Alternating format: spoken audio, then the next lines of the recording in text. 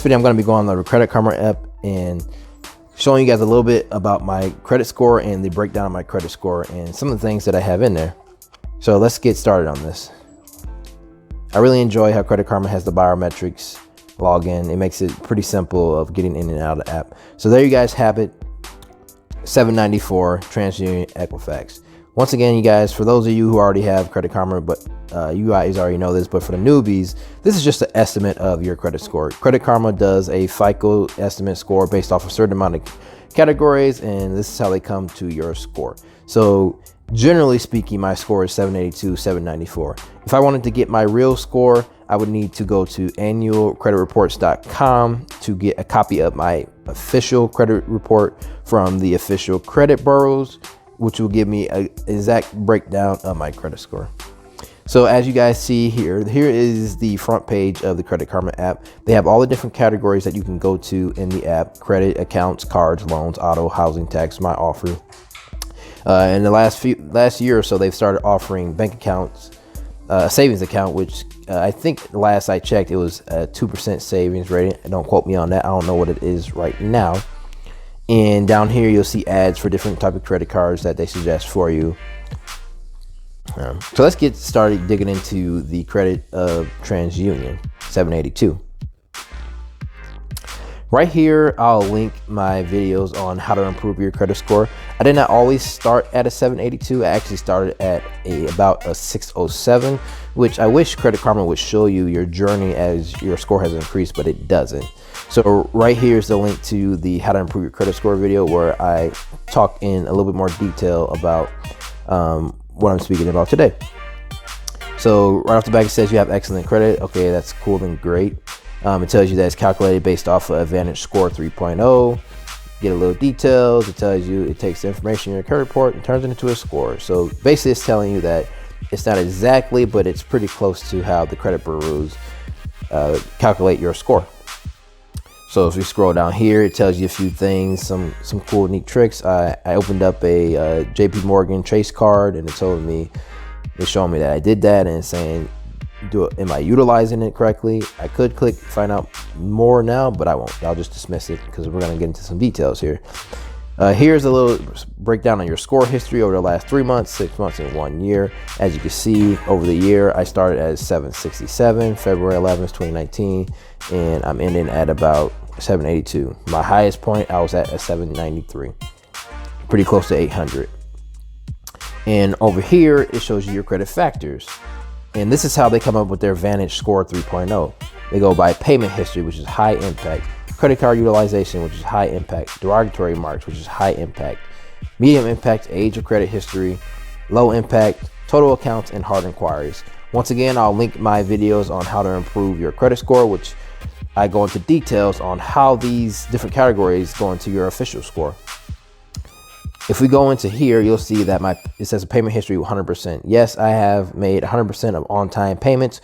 And that is because no matter if you have a payment due or not, your credit score will always show as on-time payments. So if I have zero balance and zero due, that counts as making a payment on time. So ideally, if I pay off my credit cards 100% in full before the month is over, I should always have 100% on-time payments. Next is credit card utilization. It shows a 0%. This varies from time to time. Oh, it also shows you your total limit across all your cards. This varies for me from time to time because sometimes the credit cards that I own report earlier than I expected, and I'll end up showing a little bit of utilization. But for the most part, it's always hovering around 0% or less than 10% because I always pay off my credit cards before the month is over. As we scroll down here, it shows you all your open credit accounts. And for me, you'll see right off the back, you'll see a lot of JP Morgan cards that I just recently opened, a few this year. Check out the description for links to my referrals for those credit cards. They give some nice, the reason why I opened up the Chase cards, because they give some nice sign-up bonuses, anywhere between $200 and $650 sign-up bonus. I do not condone signing up for debt and credit cards just to chase the sign-up bonus. The reason I got these sign-up bonuses is because I had expenses that I was already going to be spending money on. So I just put it on the card, got the sign-up bonus, paid it off like I would have anyways, and went about my day. As you can see, it also shows you the limits for each one of these cards. You know, 20,000, 5,000, 13,000, 12,000, 24,000. I am not an expert on credit cards. I don't know why, specifically for Chase, why I have such varying amounts of credit limits. My first card that I got with Chase, I started off with a 12,500 credit limit, and then I went to 13,300. So I thought I was increasing, and it looked that way because I got 21,600, 24,000. And my last card I got with them, they gave me $5,000 credit limit. So I think they're one of those companies that give you a maximum credit limit, which must be close to $90,000 or $100,000. I don't know, so I'm not really sure, but I'm happy to have those cards for the sign-up bonus. Shows me Capital One, Discover, Best Buy, American Express. Once again, check out that how to improve your credit score video if you want to learn some more details on these cards and just more about how I got about getting these cards. The next category is derogatory marks. This just shows collections and public records like any bankruptcies. A story once upon a time ago, when I was first starting on my credit journey, I went in for a physical with my doctor, and it was right around the time I was still on my parents' insurance. My father had switched his insurance, and I did not realize it. So I ended up getting billed $200 for my physical. And I didn't realize it until a year later, so it got sent to collections, and it was tough trying to get that off my credit score, get it paid, and just get it dealt with, because I didn't want to have a first negative mark on my credit score just because of I didn't realize that I had an outstanding medical bill for $200. It was pretty tough. If you find about it early enough, you can usually call the collection company and say, hey, please don't report it to my credit bureau. I'll pay it before you guys did it. But for this one in particular, I had to hound them, call and keep calling until I'm like, hey, I'll pay it off, and say it was miscellaneous, or it was an error, and that's what ended up happening. But it was a hassle, and it was a tough time trying to get to that point. Next, we go to age of credit history. This one is a medium impact, but it's very, very tough, because every single time you get a new account, it tends to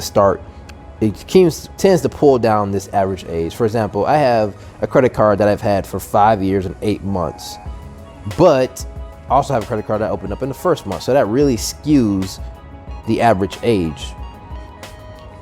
And as you can see here, I have multiple credit cards that are many years old, but I have a bunch of credit cards that are much less years old. And I also have my mortgage at a year and 5 months. Next is the total accounts, low impact. This is interesting. It says total accounts 30, but as you can see, I only have 10 open and 20 closed. My open accounts is my mortgage, as you can see there, $130,000 mortgage on my home. Everything else is zero, as you can see. And it shows you all my closed accounts. Over here, you'll see all my student loans that I paid off. Check out that video. You'll see U.S. Bank home mortgage. That's when I sold my other house. You can see that in the my debt paid off video. And right here, you can see where I paid off my car, Toyota Motor Credit, and that's it for that. And lastly, it's hard inquiries. Hard inquiries, you'll see 6. It's a low impact category, and you'll see that I'm in the red for this, or I guess the orange. No big deal to me, because I'm at the point where I use credit as a tool. I don't care if it's good or bad, because I've gotten the things that I need to continue to build my finances. Like my house will continue to help develop my credit score. All the credit cards I have will help to continue my credit score. So any new hard inquiry, I'm not having too much of a fret over. 4 all within a few months of each other. No big deal. They'll fall off in a couple years and be back right where I started. And that's that for the Credit Karma breakdown. As you can see, that's for TransUnion, and Equifax is pretty much the same. One caveat with Equifax, for some reason, places that look at your pull your credit don't necessarily pull from Equifax. I don't know why, but as you can see, I only have 3 hard inquiries with Equifax as opposed to 6 with TransUnion, which seems to be more popular to pull from. And also, for some reason, Equifax doesn't report to the accounts I have, which is no big deal to me, because the scores are pretty close in numbers, 794, 782. And I'm guessing that if I pulled my official reports, they would represent similar numbers, with Equifax being a little higher and TransUnion being a little lower. That's some other things that are cool about this app is the cards that they recommend to you. This app is a great place to come and research any credit cards that you're interested in getting. When I first started my credit journey, I used this app extensively to research the cards, because it even tells you your approval is based off of what they think that your credit score is that are needed for these credit cards. For this, I click this little eye. Credit Karma looks at how your credit profile compares to others, and it bases that approval rating off of that. So it's not an exact math, but it is pretty close. When I first got a credit card with the Discover card, it said I had a pretty high chance of getting the Discover card, and I ended up getting it. So as you can see here, they have the different categories: top picks, 0% and low interest, cash back, balance transfer, and rewards cards. The list goes on. This is something new. My cards. I guess I can put my cards here, and I guess it suggests which of my cards will help me get the highest reward. This might be something great for those who credit card churn or really maximize their card for the credit card points. I don't necessarily do that. I like the sign up bonuses. I like the airline miles, and that's about it. I'm not too crazy into credit card churning. I might in the future, but at this point in time, I'm just not. So I can't speak much on that.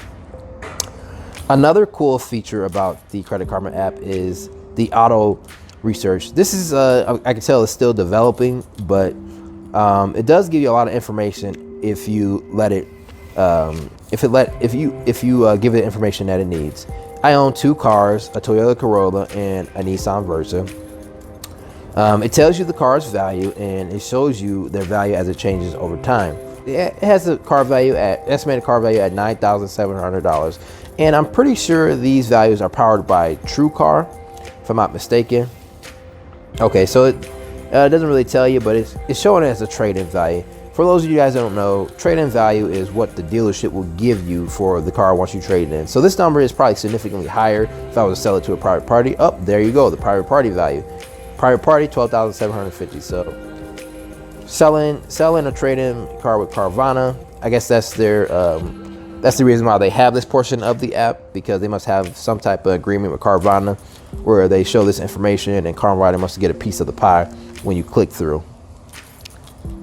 And taking a quick look at the Nissan Versa, $1,800 in car value. Click in here. Private party, I'm guessing, is like $3,000. Oh, even better, $4,000. So I'm pretty sure this detail is pretty accurate in what you would get for selling these cars to private party in for a trade-in, which is pretty cool. Not necessarily necessary for Credit Karma to add that, but it's pretty helpful. And being a finance app, you want to dig more into your net worth, I'll link that video here where I talk about my net worth. It's pretty helpful because even though I don't think cars are an asset, they do have value and they do contribute to your net worth for a basic dollar amount. So next, let's go into the housing portion of the app. If you're looking to refinance or buy a home, it really helps you with getting a loan, getting some details. And, you can even find real estate agents through here, and home insurance options. Right now it shows you the mortgage on my home, and a while back when I looked at this, it actually suggested that I can refinance and get a better rate, which I did end up refinancing, but I did not take the loan that was offered because I plan to pay off my home much quicker than needing a refinance. Refinances are nice for those who want to go that route, but for me, it's not that big of a deal at this time. Next, they have the loans portion of the app. Another nice thing to have, because it talks about loans. It helps you get loans. It's an easy way to, one-click shopping for personal loans, auto loans, and mortgages. For a mortgage, I would suggest that you guys probably take a look into the bigger banks versus going through an app. I know it's convenient to get a loan through an app, but you get better information, better value from going in and actually researching your options directly from the bank. Sometimes you click through apps like these and they give you some cutthroat and low rate offers from companies that are just looking to make a quick buck and might not be the best fit for you. If I were to, I would rather get one from a bank or from the car dealership itself. And lastly, something that was really cool that I found out about a couple years ago was filing your taxes through Credit Karma. The reason why I think this is pretty cool because there are a ton of free filing services out there. And the fact that a finance app wants to offer that, that's amazing because taxes tie right in with your finances. If you take a look at this video, I talk more in detail about tax refunds. And for me, understanding your taxes is a big deal because taxes are paid based off of your income. And if you don't have an understanding of your taxes, then you must not have the best understanding of your income. And that's not a big deal, but you can easily learn about taxes and filing your tax return.